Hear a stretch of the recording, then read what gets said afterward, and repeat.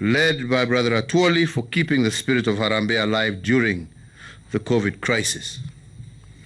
The labor movement in Kenya has not only pulled together the workers during the dark moments of this pandemic, it has also been a robust co-worker with government in trying to contain the crisis. And this is because it is during moments of crisis like COVID that those who suffer the most are workers, women, and children.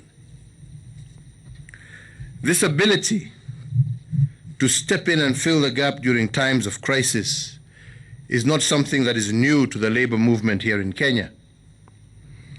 We have heard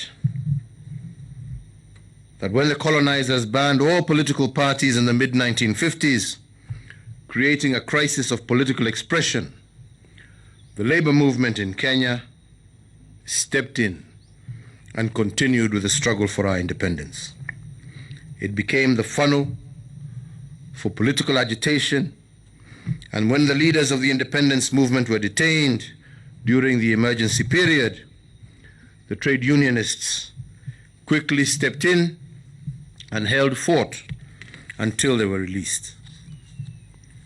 Undeniably, it was on the tide created by these acts of selflessness that some of our founding fathers arose. These included Tom Mboya, Clement Lubembe, Arthur Achuodo, Dennis Akumu, Martin Shikuku, Markham Singh, Fred Kubai, Bildad Kagia, and J.D. Kali, amongst many others. However, the effort by our labor movement to offer leadership and pull together the country in times of crisis did not stop in the 1950s. Many may recall that during the post-election violence of 2008, our labor movement was the first one to begin mediation efforts between warring divides. Indeed, their efforts to resolve the crisis had been recorded way before the arrival of the first international mediator. This uncelebrated role of the labor movement in Kenya must be put on record, more so their ability to act swiftly in times of crisis, and for that, as a country, we are grateful. Asante sana. Fellow Kenyans, I have submitted in the past indicating that a crisis like the COVID-19 pandemic represents also threats, but it also represents opportunity. Some get paralyzed by the hurdles, and they, unfortunately, end up doing nothing but complain. But those who see opportunity in the face of challenges also produce innovations. And because there are no workers without industry, I would like to take mention of two innovative industries during the past 14 months of COVID. The first one is Hela Clothing Limited. When the COVID pandemic hit our country, this EPZ company quickly discovered the opportunity and switched to the production of PPEs and face masks. By rejecting paralysis and embracing innovation, this company saved over 300 workers from joblessness. As Hela Clothing Limited was making this transition, the World Health Organization indicated that there was a monthly deficit of 89 million masks globally to fight COVID-19. Faced with this opportunity, Hela was swift to produce 10 million masks during the months of April and May. This meant that a single factory in Kenya manufactured 1 out of 18 masks globally to close the World Health Organization deficit. The second industry I'd like to mention is Bedi Investments, a Kenyan apparel company based in Nakuru. Where the COVID pandemic hit, Bedi Investments retooled its productive capacity due to the fall in clothing demand from the West. Over 800 workers stared at unemployment due to falling demand from their partners, especially in the US and Europe. By July of 2020, however, Bedi began producing PPEs and masks. Their production capacity of PPEs shot with speed to 10,000 PPEs daily. And instead of firing its 800 workers, Bedi actually hired another 300 workers to cope with the heavy demand, not just from Kenya, but also from our neighboring countries. Today, Bedi Investments is responsible for manufacturing 80% of all PPEs available in Kenya and over 70% of the PPEs that are being supplied to our surrounding countries. The success of these two companies under mention was made possible because they were not paralyzed by the COVID crisis, but instead seized the opportunity and created innovations. But above all, their innovations preserved the much-needed jobs and even created new ones. Fellow Kenyans, I have spoken about swift action of the labor movement and the innovative ventures of the employer in industry. But now I will turn to the unbroken spirit of the worker. I have severally led our nation in celebrating our doctors, our nurses, our clinical officers, and all medical support staff who have worked without tiring for the past 14 months of this pandemic. Their current life of sacrifice and danger is without doubt a true testament that nothing is impossible, and they have taught us that if we put our hearts and minds to the service of others selflessly, we can indeed find our true happiness. To honor the sacrifice made by our health workers, therefore, I believe that we as citizens must exercise continuous civic responsibility. We must not overwhelm our health system by acting irresponsibly and raising the rate of admissions into our hospitals unnecessarily. Let us repay the sacrifice of our workers with civic responsibility. I lead the nation in celebrating our law enforcement and administration officers on this Labor Day also.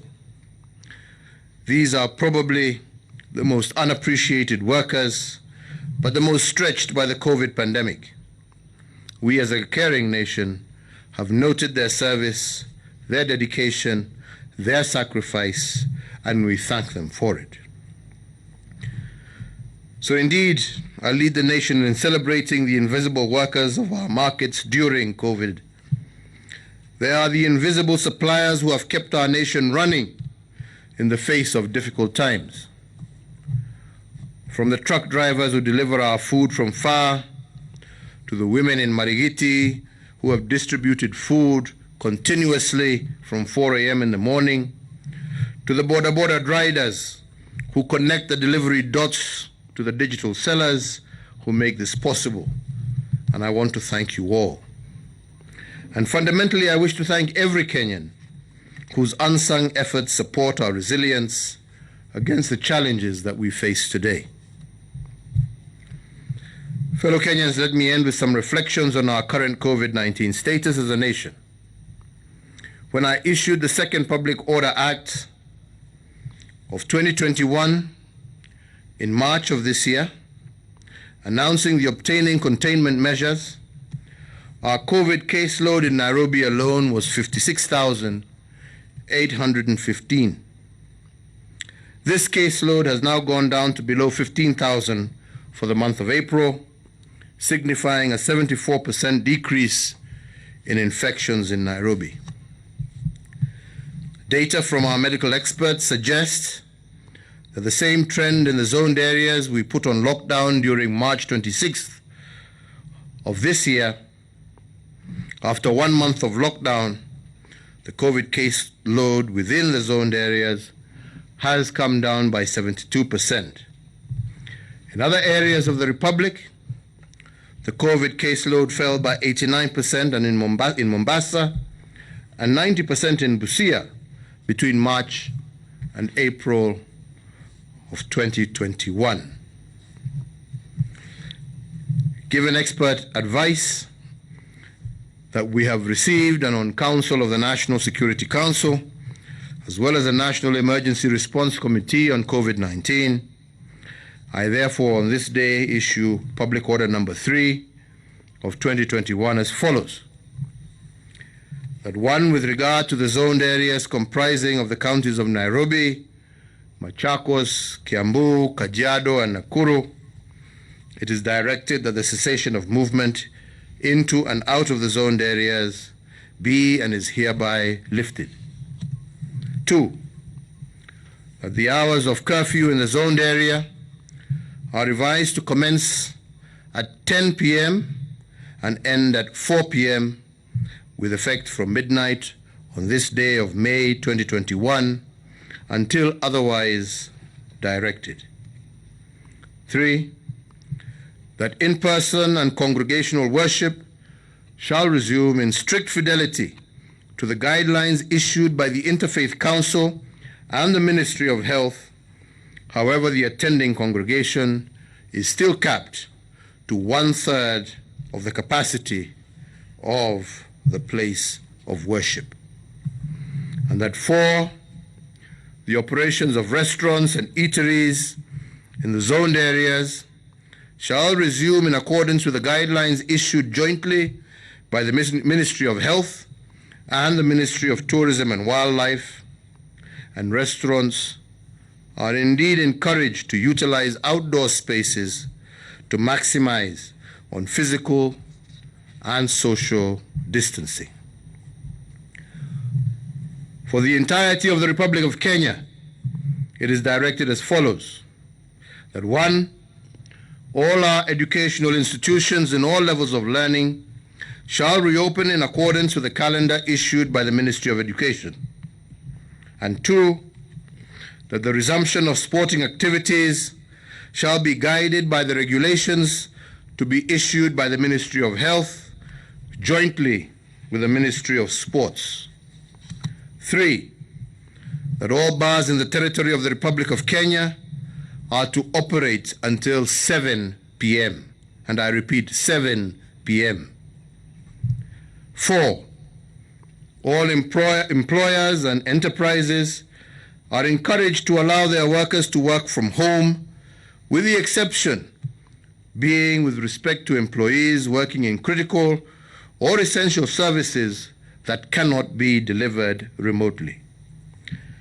And 5, that all hospitals are directed to limit the number of visitors for hospitalized patients to 1 visitor per day, to 1 visitor per patient per day.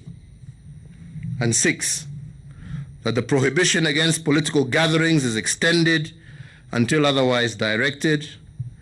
And 7, that all other containment measures and guidelines that are not expressly set out in this address remain in force and shall be enforced dutifully. Fellow Kenyans, these measures that we institute today and all other interventions that the government has made over the last 14 months are geared towards responding to the unprecedented health threat that has gripped the world.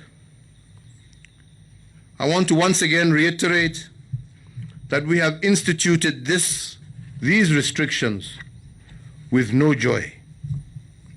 However, as a government with the responsibility and the mandate to protect the lives of Kenyans, we must fully acknowledge that that responsibility that is bestowed upon us calls for action to secure the lives of our people. Over the last year, we have witnessed challenges in other parts of the world, where the surge of infections has nearly led to the collapse of some globally acclaimed health systems, We see that happening even as we speak today. In moments like this, we are all called upon to make sacrifices for one another, for the collective good. It is never, and I repeat again, never the intent of government to make life difficult or unbearable for any of our citizens. Finally, as we prepare for the reopening of schools, let me emphasize again that our staying power in the fight against this pandemic is our greatest arsenal. I say so because if public responsiveness to health protocols goes up, then the possibility of further de-escalating the containment measures is within reach.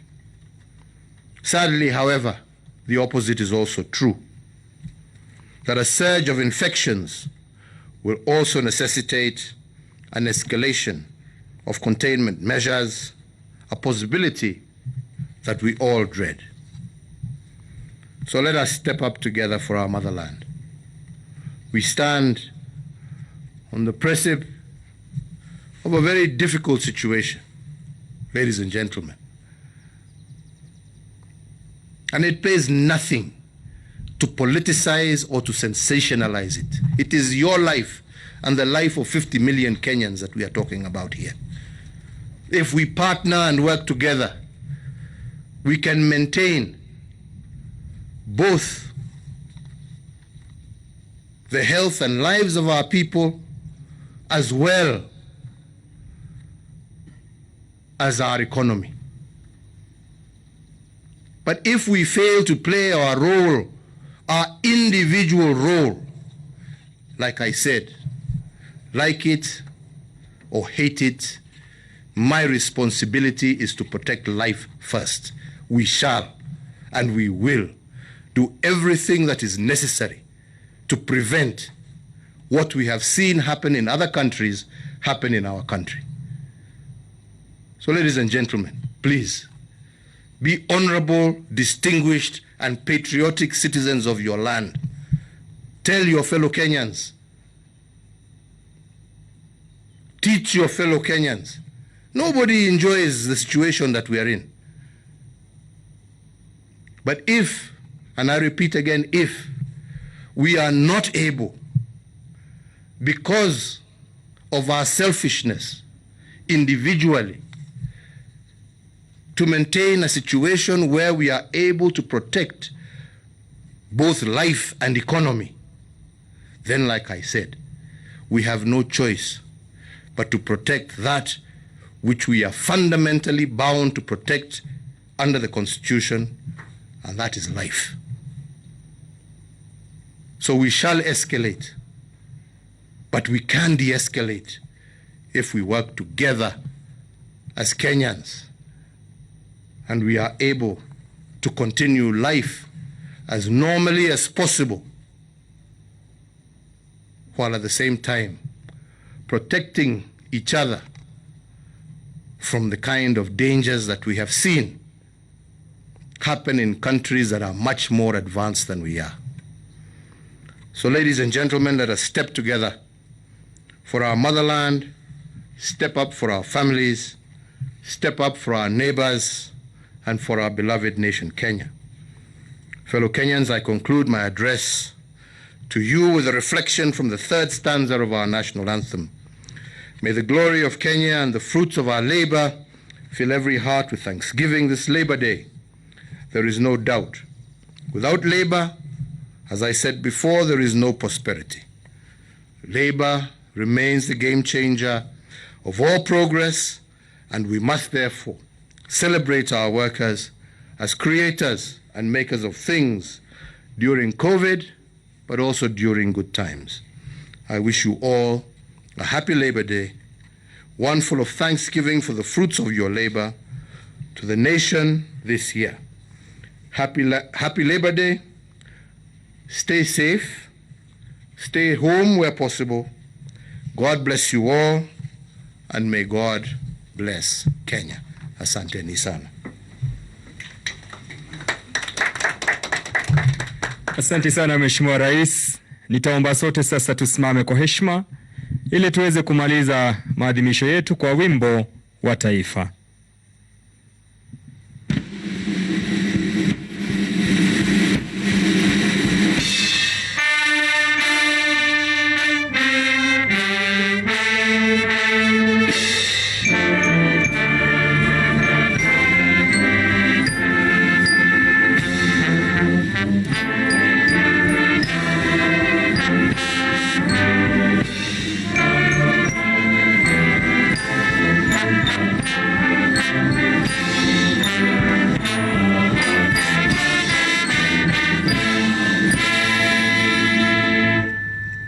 Tutamalizia sherehe yetu kwa wimbo Tushangilie Kenya.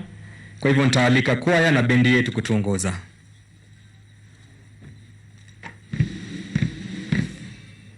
Ni wimbo ambao ni sifa za nchi yetu. Tushangilie Kenya, taifa letu.